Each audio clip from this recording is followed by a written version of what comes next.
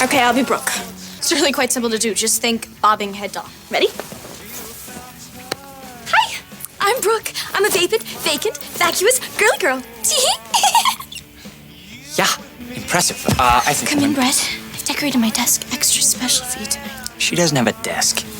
What? 1997 is usually associated with massive productions and global blockbusters. The year featured major releases that drew widespread attention and shaped how the 1990s are remembered.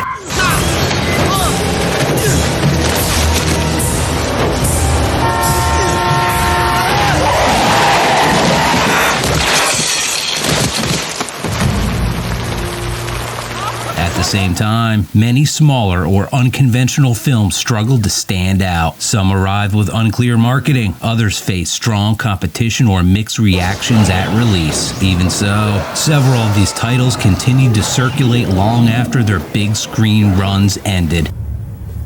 In the East, the Far East, when a person is sentenced to death, they're sent to a place where they can't escape, never knowing when an executioner may step up behind them and fire a bullet into the back of their head. These are the 1997 films that did not achieve early success, but remain part of the decade's scenery. 187 focused on urban school violence and teacher safety at a time when the subject was beginning to receive national attention.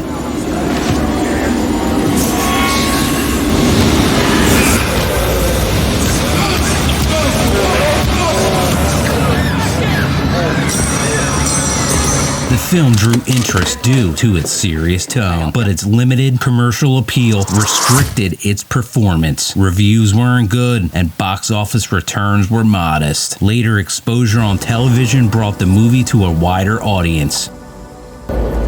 Stupid Indians. Discussions around its themes became more relevant in later years, which helped maintain interest. It didn't become a major hit, but it sometimes comes up in conversations about late 90s social dramas. Your whole way of life is bullshit! Macho is bullshit! That's all I got! Oh, so now you're the victim. Well, let me take your turn for you. No! Double Team combined international espionage with action spectacles, but it failed to meet financial prospects. The mix of styles divided viewers, and the film struggled in theaters.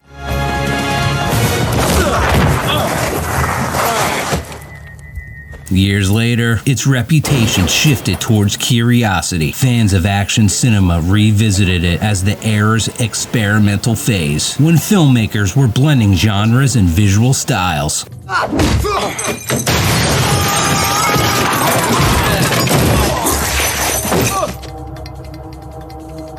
Its unusual casting and approach kept it visible in the action movie world, even without strong initial performance. Event Horizon is one of the clearest examples of a film that changed status over time. Upon release, it received negative reviews and underperformed at the box office. Oh my God. What happened to your eyes? Where we're going, we won't need eyes to see. What are you talking about? I created the Event Horizon to reach the stars. But she's gone much, much farther than that. Its intense tone and graphic images limited its appeal. Through home viewings and genre communities, the film gradually gained recognition. Viewers interested in science fiction and horror began to reassess its atmosphere and themes. Okay, Dr. Weir.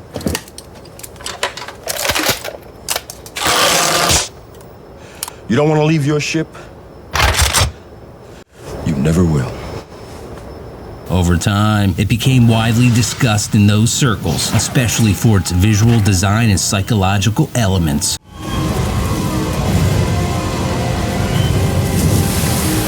Excess Baggage attempted to blend romance, crime, and dark comedy. However, it was difficult to market, and the film failed to attract large crowds.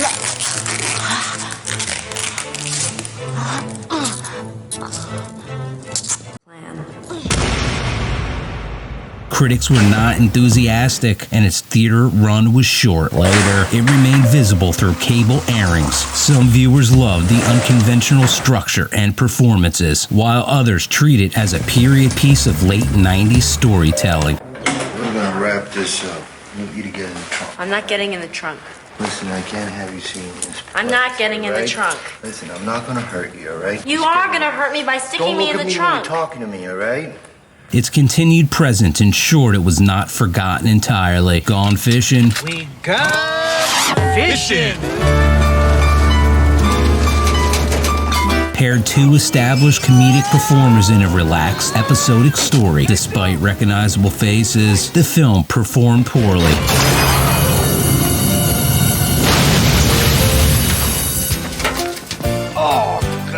Reviews were unfavorable, and the movie quickly faded. Its afterlife came primarily through the simple premise, and familiar dynamic made it accessible for casual viewing.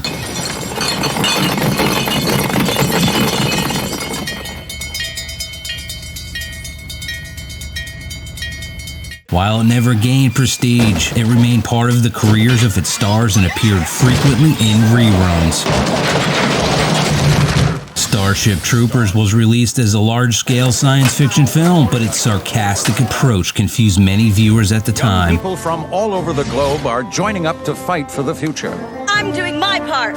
I'm doing my part. I'm doing my part. I'm doing my part too.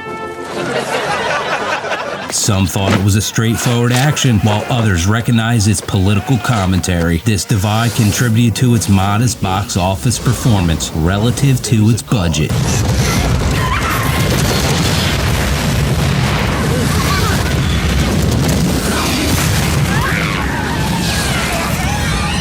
Later assessment clarified its intentions. Viewers began to focus on its critique of aggressive military expansion and propaganda. Later, these themes became more widely understood. The film gained recognition and remained part of ongoing cultural discussions. The Man Who Knew Too Little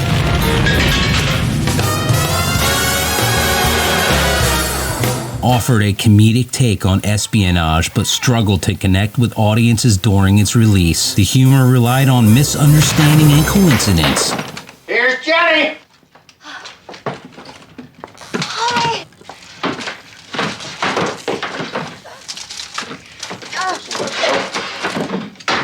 Which did not translate into strong ticket sales. Over time, the film became familiar through television broadcasts. And can I see your driving license, sir? No, you may not! Because the guys in the first scene have already taken it. But I will show you my two-way radio with which you may communicate directly with my superiors. Breaker, breaker. Going out there, good buddy, for that big ol' HQ. Come on, back to me. Its structure and pacing made it suitable for repeated viewings, helping it remain present even without early success. Daddy, may I please borrow the keys to the station wagon?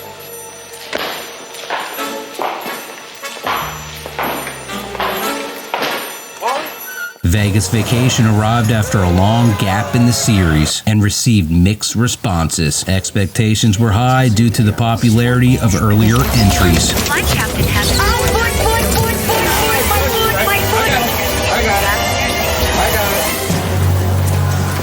I'll never fly again. I thought the pilot was very helpful. But reviews were uneven. The film did not match previous box office results. Nevertheless, it remained visible as part of the franchise.